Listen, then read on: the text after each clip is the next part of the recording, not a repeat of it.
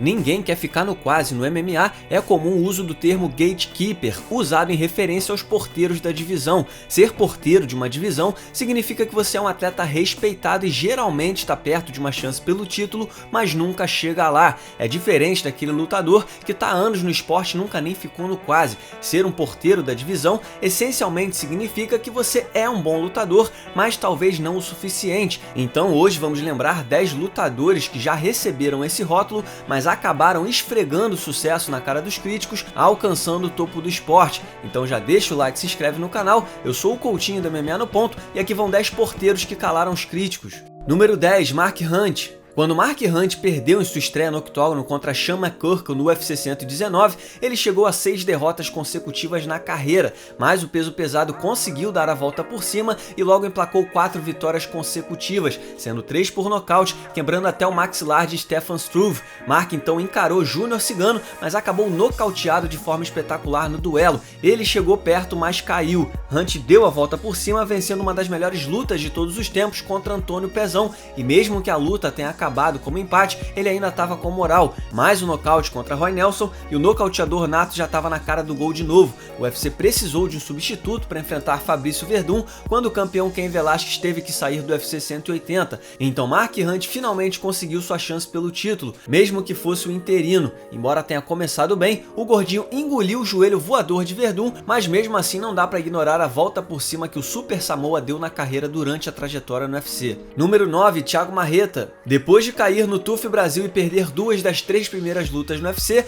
Thiago Marreta não vinha muito bem nos médios, mas aí o poderoso nocauteador da Cidade de Deus engatou 4 vitórias, sendo 3 por nocaute, incluindo um contra Nate Marquardt. Isso o levou a um duelo contra Gegard Mousasi que ele perdeu no primeiro round e depois ele perdeu por finalização para Eric Spicely. Aí ele despencou legal, mas o brasileiro se recuperou com mais 4 vitórias consecutivas, todas por nocaute, só que logo quando parecia se aproximar do topo, ele foi nocauteado de novo, dessa vez por David Brandt. Essa doeu, mas em 2018, Marreta decidiu que era hora de tentar a sorte na categoria dos meio pesados, chegou com o pé na porta e atropelou com nocautes Eric Enders, Jimmy Manuwa e Jan Blachowicz. E a reviravolta épica na carreira lhe rendeu uma chance contra John Jones no UFC 239, numa luta pra lá de apertada e que ele chegou a vencer no cartão de um dos 3 juízes. Independente do resultado, Marreta calou os críticos que não acreditaram no seu potencial. Sua jornada nos meio pesados é parecida com a de Anthony Smith, mas o fato dele ter chegado muito mais perto de vencer John Jones justifica sua entrada nessa lista. Número 8, Anthony Johnson. Esse monstro chamado Anthony Rumble Johnson, acredite você ou não, chegou ao UFC como meio médio. Depois de uma interrupção polêmica por conta de um corte no olho contra Kevin Burns, Johnson recebeu a revanche imediata e quase arrancou a cabeça do cara com um chute. Isso iniciou uma sequência de 3 vitórias consecutivas que o fizeram subir nos rankings e o levaram a uma luta contra Josh Koscheck. Johnson acabou perdendo por finalização e Koscheck seguiu rumo à chance pelo título, mas Johnson se recuperou vencendo Top Dan Hardy e depois sacudindo as ideias de Charlie Brenneman com outro chutaço. O triste é que Anthony sofria para bater os 77 quilos, já tinha falhado 2 vezes no corte de peso, então ele subiu para a categoria dos médios para enfrentar outro top, Vitor Belfort. Infelizmente, ele falhou no corte de peso de novo, perdeu e acabou demitido do UFC, nem porteiro da divisão ele era mais. Johnson então meteu 6 vitórias consecutivas fora do UFC, acertou seu retorno ao evento, subiu para a categoria dos meio pesados e espancou quase todos os talentos da categoria, vencendo 6 lutas quase que exclusivamente por nocaute. O ex-porteiro acabou enfrentando Daniel Cormier 2 vezes pelo título dos meio pesados antes de anunciar sua aposentadoria do esporte e trabalhar pela legalização da maconha. Que trajetória! Número 7, Rafael dos Anjos. De porteiro da divisão até campeão mundial, Rafael dos Anjos teve um longo caminho. Depois de passar 4 anos lutando como peso leve sem alcançar a posição de desafiante, dos Anjos conseguiu emplacar 5 vitórias consecutivas, batendo nomes como Evan Dunham e Donald Cerrone. Mas aí um monstro chamado Khabib Nurmagomedov entrou no seu caminho e ele voltou a perder, mas ele se recuperou com 3 vitórias, que incluem triunfos contra o ex-campeão Ben Henderson e o top Nate Diaz no caminho. 18 lutas depois de sua estreia no UFC, Rafael calou os críticos ao tomar o título dos leves das mãos do garoto propaganda Anthony Pettis. Depois de sua primeira defesa de cinturão, ele foi escalado para enfrentar Conor McGregor no que seria uma das maiores lutas da história, mas o duelo acabou cancelado após uma lesão e Dos Anjos acabou perdendo o título para Ed Álvares meses depois. Mas a história não acaba aí, pois Dos Anjos provou outra vez que não era porteiro de uma segunda divisão, renascendo em 2017 ao emplacar 3 vitórias consecutivas nos meio-médios, incluindo uma vitória contra o ex-campeão Robbie Lawler antes de perder para Colby Covington pelo título interino. Tem que respeitar a longevidade de Rafael no esporte. Número 6, Chael Sonnen. Quando Chael Sonnen foi dispensado pelo UFC em 2006, ele já acumulava 25 lutas e tinha a reputação de ser um wrestler forte e vulnerável ao jiu-jitsu. Sua carreira só começou a decolar depois que ele enfileirou 5 rivais consecutivos, incluindo Tim Kruder e, pasmem, Alexei Oleinik. Em seguida, Chael encarou a promessa brasileira que muitos tratavam como o melhor peso médio da época, Paulão Filho. Ele perdeu rápido a luta pelo título do WEC, mas conseguiu se vingar da derrota e retornou ao UFC em 2009.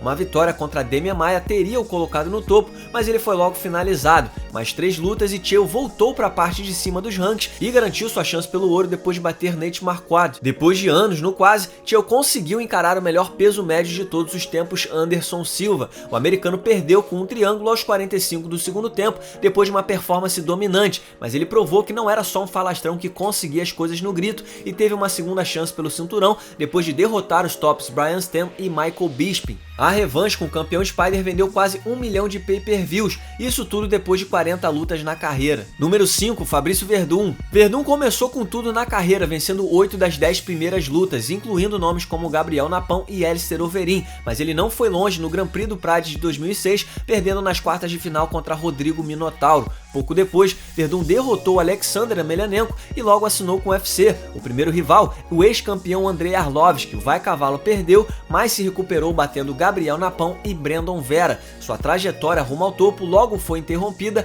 pela derrota contra o estreante Júnior Cigano e ele acabou demitido do UFC. Agora no Strikeforce, Werdum venceu 3 lutas antes de chocar o mundo e encerrar a invencibilidade de uma década de Fedor Emelianenko. Dana White usou o fato de que Werdum tinha sido demitido pelo UFC para provocar Fedor. Everybody's talking about how great this guy is.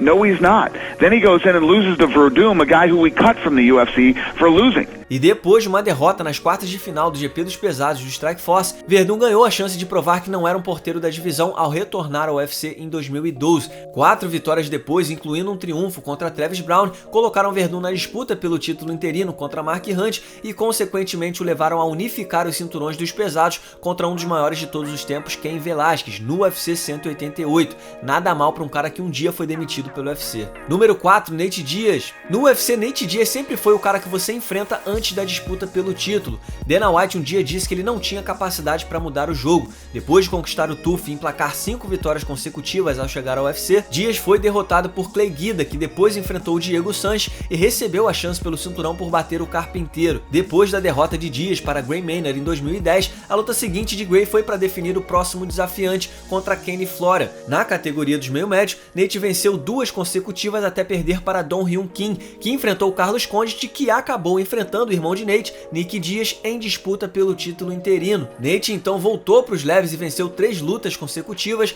contra Takanori Gomi, Donald Cerrone e Jim Miller, finalmente conquistando a chance pelo título mundial contra Ben Henderson. O orgulho de Stockton perdeu a luta e voltou ao status de porteiro da divisão em 2014, quando depois de uma derrota para Rafael dos Anjos, viu o brasileiro disputar o cinturão contra Anthony Pettis. Mas a história de Nate tem uma ressalva importante, uma vez que depois da trajetória como gatekeeper, sua popularidade somada a um pouco de sorte o colocaram em alguma das maiores lutas de todos os tempos, enfrentando 2 vezes o campeão peso-pena Conor McGregor e no ano passado enfrentando Jorge Masvidal. E assim Dana White finalmente admitiu que Diaz tinha sim capacidade de mudar o jogo e por isso ele é o 4º lugar dessa lista. Número 3, Robbie Lawler. O status de porteiro da divisão de Robbie Lawler teve 2 fases, sendo a segunda mais especial para sua carreira. Com início em 2002, a primeira corrida de Robbie no UFC lhe rendeu 4 vitórias em 6 lutas, incluindo o nocaute sofrido contra Diaz e a luta contra Evan Tanner para definir o próximo desafiante. Lawler perdeu e foi dispensado pelo UFC. Ele ficou quase uma década sem pisar no octógono, mas naquela época ele venceria 11 lutas, se tornaria o campeão dos médios do Elite XC, lutaria pelo título dos médios do Strikeforce e enfrentaria alguns dos grandes nomes fora do UFC.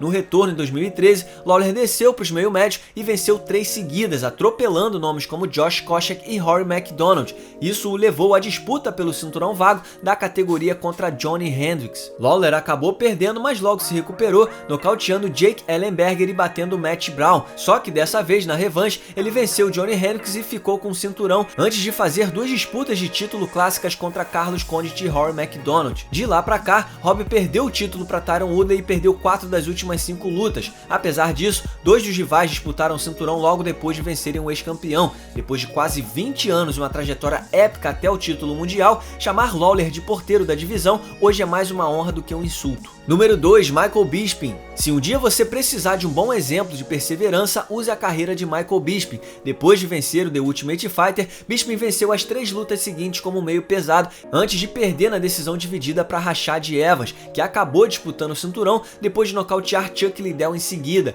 Bisping então desceu para os médios e logo teve sucesso, vencendo 3 lutas consecutivas e ganhando a chance de enfrentar Dan Henderson. Todo mundo sabe o que aconteceu, mas Bisping deu a volta por cima, vencendo 5 das próximas 6 lutas, perdendo apenas para o outro porteiro da época, Chael Sonnen. Dali em diante, a carreira de Bisping virou um ioiô. Depois de cada boa vitória que ele tinha, ele acabava perdendo na luta seguinte. Ele bateu Brian Stann, mas foi nocauteado por Belfort, venceu Alan Belcher, mas perdeu para Tim Kennedy, arrebentou com Lee, mas foi finalizado por Luke Rockhold. Sem desanimar, Bisping seguiu trabalhando duro e venceu 2 lutas duras em 2015, antes de ganhar a chance de enfrentar a lenda Anderson Silva. Bisping venceu numa luta polêmica e incrível, e depois de um dos momentos mais espetaculares da história do UFC, chamado de última hora, Bisping nocauteou o então campeão dos médios Luke Rockhold no UFC 199, enterrando o rótulo de porteiro da divisão e se tornando campeão depois de uma década no evento. Número 1, Amanda Nunes. Tem gente que cala os críticos que te chamam de porteiro da divisão e tem gente que vira melhor de todos os tempos. O início da carreira de Amanda Nunes no Brasil teve vitórias notáveis contra Ediane Gomes e Vanessa Porto,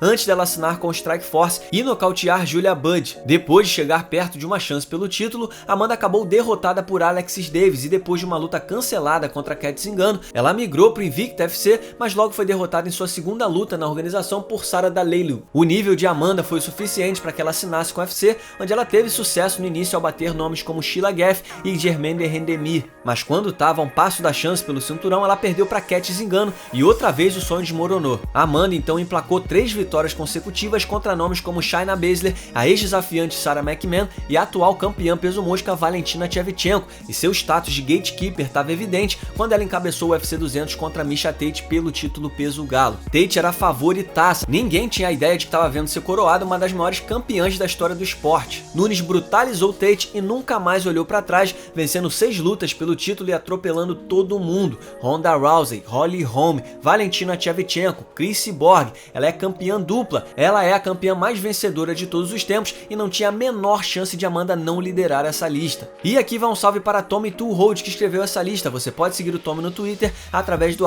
@TommyTuhold. E um salve também para Stephen Jensen, que editou esse vídeo. Você pode seguir o Stephen no Twitter através do @FightTalk_.